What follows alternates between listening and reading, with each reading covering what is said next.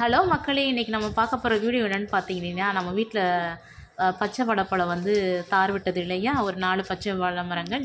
அதோட வாழைப்பூ வந்து ஆல்ரெடி ஒன்று பறிச்சாச்சு. இப்போ வந்து ஒன்று வந்து பறிக்க போகிறோம். பாருங்கள் எப்படி வந்து தரையில் வந்து விழுந்து கிடக்குன்னு சொல்லிட்டு. நான் வந்து கொஞ்சம் லேட்டாக ஆனால் தான் அந்த தோற்புத்தன்மை நீங்குன்னு சொல்லிட்டு வச்சுருந்தேன். அது தரையில் இது போய் தண்ணியெல்லாம் அது மேலே போயிடுச்சு. ஸோ அதனால் இன்றைக்கி வந்து பறிச்சிடலாம் வாழைப்பூவை. அடுத்ததாக நம்ம வீட்டில் பூத்திருக்கக்கூடிய ரோஜா பூக்களை வந்து பறிச்சிடலாம். இன்றைக்கி வந்து தேய்பிறை சஷ்டி. நம்ம ரோஜா பூக்களை பறித்து நம்ம வந்து முருகனுக்கு வந்து வெற்றிலை தீபம் போட்டுக்கலாம். அதுக்காண்டி நம்ம வீட்டில் இருக்கக்கூடிய ஆரஞ்சு ரோஜாக்களையும் பன்னீர் ரோஜாக்களையும் பறிச்சாச்சு. வீடியோ போட்டு ரொம்ப நாள் ஆச்சு. இப்போ தான் நாங்கள் ஒரு 1 வீக் அப்புறம் போடுறோம்.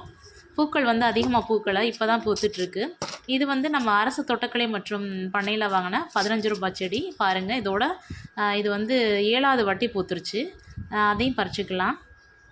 நான் என்னடா இன்றைக்கி முருகனுக்கு பூ இல்லையே நினச்சேன். பார்த்திங்கன்னா நம்மளுக்கு வீட்டிலையே அழகாக நிறைய பூக்கள் கிடச்சிருக்கு. அந்த பூ வாசனை பார்த்திங்கன்னா அவ்வளோ சூப்பராக இருந்துச்சு. அடுத்ததாக நம்ம வந்து டெக்கரேஷனுக்காண்டி நம்ம அழகு செடியில் ஒரு 5 கொப்பு வந்து பறிச்சுக்கலாம்.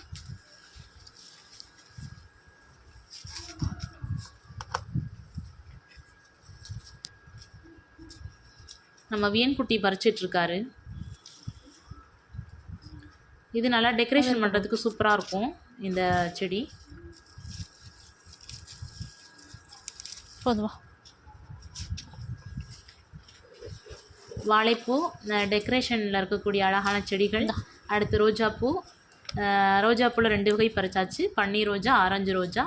அடுத்து வந்து வெற்றிலை தீபம் முருகனுக்கு வந்து நம்ம வந்து போட போகிறோம். அதுக்காண்டி ஒரு 6 வெற்றிலைகளை வந்து நல்லா அழகாக கிளியாத வெற்றிலைகள் வந்து ஒரு 6 வெற்றிலையை நல்லா பறிச்சுக்கலாம்.